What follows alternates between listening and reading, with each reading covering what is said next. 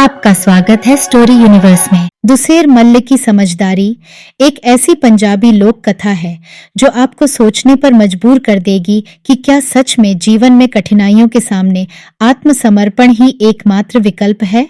यह कहानी है एक साहसी नारी की जो अपने आप को एक पुरुष के रूप में प्रस्तुत कर समाज के सामने अपने अस्तित्व को बचाए रखती है।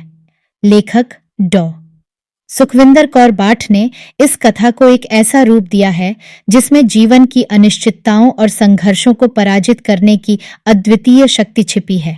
जब सौदागर का बेटा अपने कर्तव्यों से भागता है तो क्या उसकी पत्नियों का यह कर्तव्य बनता है कि वे उसके गलत निर्णयों का भार उठाएं, या फिर वे खुद को साबित करें और अपने जीवन को नया मोड़ दें? ये सवाल आपको झकझोर कर रख देंगे। तो चलिए शुरू करते हैं। दुसेर मल्ल की समझदारी पंजाबी लोक कथा। एक गांव में एक सौदागर रहता था। उसका एक पुत्र था। उसका विवाह हो चुका था, परंतु उसकी पत्नी सुंदर नहीं थी। उसी गांव में एक नंबरदार भी रहता था। उसकी इकलौती पुत्री थी जो बहुत सुंदर थी, परंतु उसका पिता एक गरीब घर से संबंधित था। कभी कभी तो ऐसा भी होता था कि 2 समय की रोटी भी उनको मिल नहीं पाती थी। कई कई दिन तो उनके घर चूल्हा तक नहीं जलता था और उनको फाके मरने पड़ते थे। सौदागर के लड़के ने नंबरदार की लड़की का हाथ मांगा। सौदागर विवश होकर नंबरदार के पास गया और डरते डरते अपनी सारी बात उसे बताई। नंबरदार एक शर्त पर मान गया कि वह उसे खाना और दूसरे खर्चों के लिए खर्चा दिया करेगा। अब नंबरदार की लड़की का विवाह सौदागर के लड़के के साथ हो गया। कुछ समय तक तो सौदागर 2 परिवारों का खर्च सहन करता रहा, परंतु सौदागर पर भी धीरे धीरे निर्धनता आनी आरंभ हो गई। एक दिन ऐसा भी आया कि उनको भी रोटी के लाले पड़ गए। अब लड़के को दोनों ओर से गालियां मिलने लगीं। एक दिन लड़के को एक तरकीब सूझी। एक दिन वह उनको ननिहाल लेकर जाने का बहाना करके उन्हें साथ ले गया। मार्ग में रात घिराई। पहली पत्नी और नंबरदार की लड़की दूसरी पत्नी दोनों बेफिक्री से सोई हुई थी। वह आप भी सो गया। जब अर्धरात्रि हुई तो लड़के ने एक के सिरहाने 2 धारी डंडा खड़ा कर दिया। अपने बिस्तर में कुछ लकड़ियां रखकर उस पर चादर डालकर स्वयं वहां से वापस चला गया। जब वह सुबह उठी तो देखा कि उनका पति कहीं भी नहीं है। वह रोती और पीटती रही, परंतु कुछ नहीं हुआ। अंत में नंबरदार की लड़की को एक उपाय सूझा। वह दूसरी को कहने लगी, बहन, या तो पुरुष बनकर मुझे रोटी खिलाओ अथवा मैं तुम्हें मेहनत मजदूरी करके खिलाऊंगी। दूसरी ने कहा, बहन, मैं तो बनिए की पुत्री हूं, कद की छोटी और दिल की कमजोर हूं, इसलिए तुम ही मेहनत मजदूरी करो। नंबरदार की लड़की ने पुरुषों वाले वस्त्र पहन लिए और हाथ में 2 धारी डंडा पकड़ लिया और वह एक शहर की ओर चल पड़ी। शहर में पहुंचकर उन्होंने रहने के लिए एक मकान ले लिया। उस मकान की मालकिन एक औरत थी। उस शहर में एक राजा रहता था। रात के समय वह दरबार लगाया करता था। हर कोई अपने दुहक वहां सुनाता था। नंबरदार की लड़की, जो कि लड़का बना हुई थी, हर रोज रात को जाया करे और वापस आ जाया करे। चुपचाप बैठ जाया करे और चुपचाप ही वापस आ जाया करे, कोई भी बात न करे। एक दिन राजा ने अपने अमात्य को कहा, यहाँ एक अजनबी सा व्यक्ति आता है, परंतु वह बोलता कुछ नहीं। जैसे चुपचाप सा आता है वैसे ही चुपचाप सा चला जाता है। उसका अच्छी प्रकार से पता करना चाहिए। दूसरी रात उस व्यक्ति पर निगाह रखी गई। वह व्यक्ति वहां दरबार में आया तो वजीर उसे राजा के पास ले गया। राजा ने पूछा, भाई, तुम चुपचाप वापस चले जाते हो, कोई बात नहीं करते हो, क्या बात है?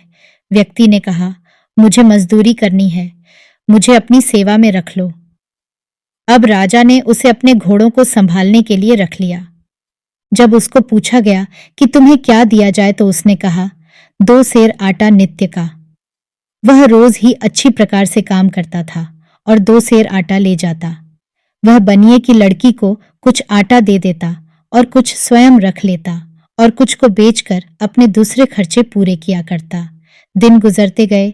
धीरे धीरे उसका नाम दुसेर मल्ल पड़ गया। यह दुसेर मल्ल नाम इसलिए पड़ा क्योंकि वह नित्य 2 सेर आटा ही लेता था, परंतु इसके बदले वह काम बहुत मेहनत से करता था। एक दिन की बात है कि उस पर राजा बहुत प्रसन्न हो गया और उसे अपने साथ शिकार पर ले गया। दुसेर मल्ल ने अपने साथ पानी का एक घड़ा ले लिया, एक बर्तन छुरी का और 1 किलो भुना हुआ मांस एवं शराब भी ले ली। सारा दिन फिरते फिरते व्यतीत हो गया, परंतु कोई शिकार नहीं मिला। सांझ हो गई तो राजा को बहुत प्यास लगी, क्योंकि ग्रीष्म ऋतु थी और वह मार्ग भी बहुत तय कर चुके थे। राजा ने कहा, दुसेर मल्ल, मैं तुम्हें राज्य का 1/4 भाग दूंगा यदि तुम मुझे पानी पिला दो। दुसेर मल्ल ने कहा, महाराज, आप तो अनोखी बातें करते हो, ऐसे घने जंगल में पानी की इच्छा रखते हो। दुसेर मल्ल ने हंसते हुए पानी पिला दिया। कुछ समय बाद राजा को भूख लगने लगी और वह कहने लगा, मैं तुम्हें आधे राज्य का सरताज बना दूंगा यदि तुम मुझे छुरी खिला दो तो। दुसेर मल्ल कहने लगा, महाराज, छुरी कहाँ से लाऊं, परंतु यदि कहते हो तो मैं ला देता हूं। इतने में हंसते हंसते उसने बर्तन में से छुरी निकालकर राजा को दे दी। कुछ समय उपरांत राजा ने कहा, दुसेर मल्ल, मेरी एक बात पूरी कर दो तो मैं तुम्हें अपना वजीर बना दूंगा। दुसेर मल्ल ने कहा, क्या बात है महाराज? राजा ने कहा, हम थक कर चूर हो चुके हैं, यदि तुम मुझे मांस और मदिरा भी लाकर दे दो। दुसेर मल्ल ने वह भी उसके समक्ष लाकर रख दी और राजा की आखिरी इच्छा भी पूरी कर दी। रात घिर आने पर वे दोनों महल के लिए वापस चल पड़े। 2 धारी डंडा दुसेर मल्ल के पास ही था। मार्ग में उन्होंने एक वृद्धा देखी जो एक वृक्ष के पास खड़ी थी। उनको देखकर वह कहने लगी, पुत्र, मेरे पुत्र को किसी ने वृक्ष पर लटका दिया है, मैं उसका चेहरा देखना चाहती हूँ। ऐसा तभी संभव हो सकता है यदि तुम उसे उतार दो। दुसेर मल्ल ने उस पर तरस खाया और उसकी लाश उतार कर उसे सौंप दी। अब वह उसे खाने लग गई और डायन बन गई। दुसेर मल्ल ने 2 धारी डंडा मारा और वह वहीं मर गई। उसके 2 धारी डंडे में उस डायन के घाघरे का एक टुकड़ा फंस गया। वापस महलों में आकर उसने 2 धारी डंडा बनिए की लड़की को दे दिया और कहा, यह टुकड़ा उतार मत देना। उनके सभी वस्त्र स्वर्ण चांदी में जड़ित हो गए और झिलमिल झिलमिल करने लग गए और अब वे काफी अमीर हो गए। उन्हीं दिनों की बात है, राजा ने नया विवाह रचाया। शहर की लड़कियां एकत्रित होकर रानी को देखने के लिए गईं। जब रानी को देखकर वह वापस जाने लगी तो उसमें से एक ने कहा, इससे सुंदर तो दुसेर मल्ल की पत्नी है, जो स्वर्ण और चांदी के बने हुए सुंदर वस्त्र पहनती है। इस बात की भनक नई रानी के कानों में भी पड़ गई। बस फिर क्या था, वह चादर ओढ़कर लेट गई। राजा आया और कहने लगा, रानी, रानी, तुम क्यों लेटी हुई हो? रानी चुप रही। राजा ने फिर से कहा, रानी, तुम ऐसे क्यों लेटी हुई हो? रानी फिर चुप रही, कुछ न बोली। राजा ने फिर से पूछा, रानी, तीसरा वचन है। फिर रानी बोली, मैं तभी जीवित रह सकती हूं यदि तुम मुझे दुसेर मल्ल की पत्नी जैसे वस्त्र लाकर दे दो। अब राजा ने उसी पल दुसेर मल्ल को बुलाया और कहा, अपनी पत्नी के जैसे वस्त्र लाकर दो, नहीं तो मैं तुम्हें जीवित कोल्हू में पिसवा दूंगा। दुसेर मल्ल घर आया और कहने लगा, मैंने तुम्हें कहा था न उतारना उस टुकड़े को, क्योंकि भूत चुड़ैल के कपड़े ऐसे जादू वाले होते हैं कि देखते ही देखते और ही कुछ बन जाते हैं। परंतु वह बेबस था। वह 2 धारी डंडा लेकर शहर की तरफ चल पड़ा। जब शहर में गया तो बाहर एक चिता जल रही थी और उसके आसपास कुछ लोग बैठे थे। दुसेर मल्ल ने पूछा, भाई, रात हो गई, तुम यहाँ क्यों बैठे हुए हो? उन व्यक्तियों में से एक ने कहा, यहाँ के एक साहूकार के इकलौते पुत्र की मृत्यु हो गई है। हम इसलिए बैठे हैं क्योंकि कुंवारे लड़के के सिवे की लोग हड्डी निकालकर जादू टोना करते हैं। कहीं इस लड़के के सिवे के साथ भी वैसा ही न हो। दुसेर मल्ल ने कहा, तुम चले जाओ, मैं इसकी रखवाली करता हूं। अब दुसेर मल्ल वहीं पर बैठ गया। आधी रात को एक दैत्य आया और बाईं कनिष्ठिका में से रक्त निकालकर छींटा दिया और लड़का जीवित हो गया। दुसेर मल्ल ने उसी पल 2 धारी डंडा खड़ा करके दैत्य को मार डाला। वह उस जीवित लड़के को लेकर घर गया। उसने बहुत सी आवाजें लगाईं, परंतु घर का कोई सदस्य नहीं बोला। लड़के ने भी कई आवाजें लगाईं ताकि उसकी आवाज पहचान कर कोई दरवाजा खोल दे, परंतु किसी भी सदस्य ने दरवाजा नहीं खोला। अंत में साहूकार की छोटी लड़की उठी और उसने कहा, बेशक मुझे कोई मार डाले या खा जाए, मैं दरवाजा खोलती हूँ। लड़की ने दरवाजा खोल दिया और उसने अपने भाई और रात वाले व्यक्ति को देखा तो वह बहुत प्रसन्न हुई। अब उसने सभी घर वालों को उठा लिया और कहा, जो तुमने मांगना है मांग लो। यह सुनकर उसने कहा, मुझे नवविवाहिता लड़के की पत्नी के सुंदर वस्त्र दे दो और अपनी पुत्री का रिश्ता भी। दोनों बातें पूरी कर दी। वह लड़की को और वस्त्र लेकर आगे की ओर चल पड़ा। आगे एक लड़की बैठी हुई थी। वह उसको देखकर पहले हंसी और बाद में रोने लगी। दुसेर मल्ल ने इसका कारण पूछा तो उसने बताया, मेरे पिता एक दैत्य हैं, वह तुम्हें खा जाएंगे, इसलिए मैं रो रही हूं। मैं इसलिए हंसी थी कि तुम्हारे जैसा सुंदर व्यक्ति मैंने आज तक नहीं देखा। फिर उसने इसका उपाय भी बता दिया। लड़की ने कहा, यदि दैत्य तुम्हें पूछे कि तुम कौन हो तो कहना कि मैं तुम्हारा दामाद हूं। ऐसे ही हुआ। दैत्य आदम वो आदम करता हुआ आ धमका।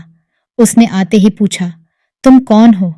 इस पर दुसेर मल्ल ने उत्तर दिया, मैं तुम्हारा दामाद हूं और तुम्हारी पुत्री को लेने के लिए आया हूं। दैत्य ने फिर पूछा, तुम दहेज में क्या लोगे? यह सुनकर दुसेर मल्ल ने कहा, आप मुझे जादू की टूटी हुई चारपाई दे दो। अब दुसेर मल्ल लड़की और चारपाई को अपने घर ले आया। 3 औरतें तो वहीं रह गईं, स्वयं चौथी, जो लड़का बनी हुई थी, फिर से आगे चल पड़ी। वह आगे गया तो आगे एक लड़की चरखा कात रही थी। वह भी उसे देखकर पहले तो हंसी और उसके बाद रोने लगी। दुसेर मल्ल ने इसका कारण पूछा तो उसने बताया, मेरे पिता एक दैत्य हैं, वह तुम्हें खा जाएंगे, इसलिए मैं रो रही हूं। मैं इसलिए हंसी थी कि तुम्हारे जैसा सुंदर व्यक्ति मैंने आज तक नहीं देखा। फिर उसने इसका उपाय भी बता दिया, यदि दैत्य तुम्हें पूछे कि तुम कौन हो तो कहना कि मैं तुम्हारा दामाद हूं। ऐसे ही हुआ। दैत्य आया। उसने आते ही पूछा, तुम कौन हो? इस पर दुसेर मल्ल ने उत्तर दिया, मैं तुम्हारा दामाद हूं और तुम्हारी पुत्री को लेने के लिए आया हूं। दैत्य ने फिर पूछा, तुम दहेज में क्या लोगे? यह सुनकर दुसेर मल्ल ने कहा, मुझे छड़ी और कड़ी चाहिए। दैत्य मान गया। उसने उसे अपनी लड़की दे दी और साथ ही छड़ी और खड़ी भी दे दी। लड़का उसी समय लड़की को और छड़ी को लेकर फिर से वापस चला गया और उसे वहीं पर छोड़ आया। फिर उसे एक और लड़की मिली। उसने भी उसी प्रकार ही कहा। दुसेर मल्ल ने वैसे ही किया और दहेज में एक फटा हुआ वस्त्र और गद्दा मांगा और दैत्य मान गया। वह 5वीं को लेकर भी अपने घर आ गया। फिर वह आगे बढ़ा। वहां भी उसे एक लड़की मिली। वहां से उसने जादू की एक डिबिया मांग ली। इसी प्रकार उसने 6 पत्नियां एकत्रित कर लीं और 7वीं वह स्वयं भी तो एक लड़की ही थी। हर रोज उसकी एक पत्नी उसको खाना खिलाती। पहली ने जब उसे खाने पर बुलाया तो अपने साथ लाए हुए सुंदर वस्त्र दिए और कहा, यह आप राजा की पत्नी को दे आओ। दुसेर मल्ल ने उसी प्रकार किया। राजा ने प्रसन्न होकर उसे अपना वजीर नियुक्त कर दिया।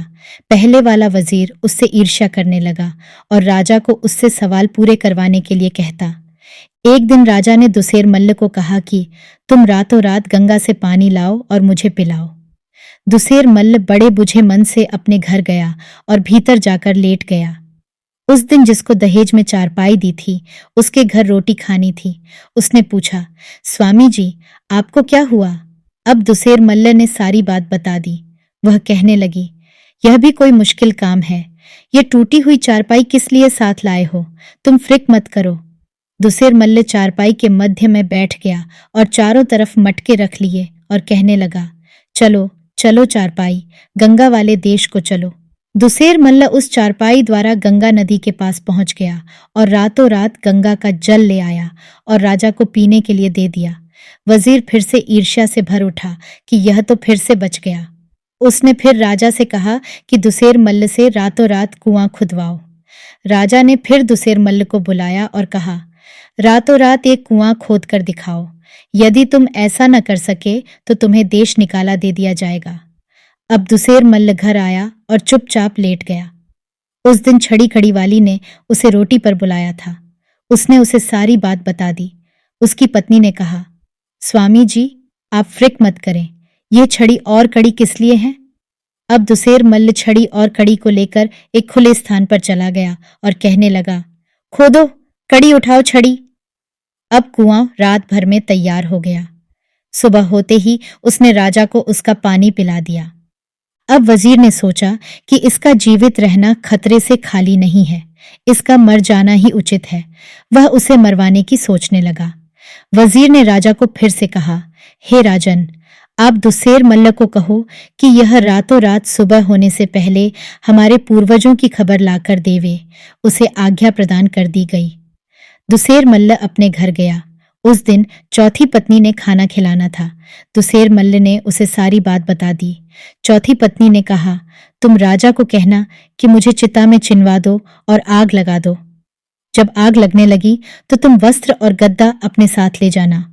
दुसेर मल्ल ने ऐसा ही किया। उसने राजा के पास जाकर कहा, हे राजन, एक चिता चिनवा दी जाए और उसमें मुझे बिठाकर आग लगा दी जाए। ऐसा ही हुआ। आग लगा दी गई। जब आग लगाई गई तो दुसेर मल्ल ने वस्त्र और गद्दा अपने पर ले लिया। जब आग ठंडी हुई तो दुसेर मल्ल उससे उठ गया। आग से निकलते ही दुसेर मल्ल ने कहा, आपके बुर्जुग बहुत ही दुखी हैं। उनके सिर में मूछे वाली जुएं हैं और उनकी अंगुलियों पर 2-2 इंच लंबे नाखून हैं। नाई और नाइन की मांग कर रहे हैं।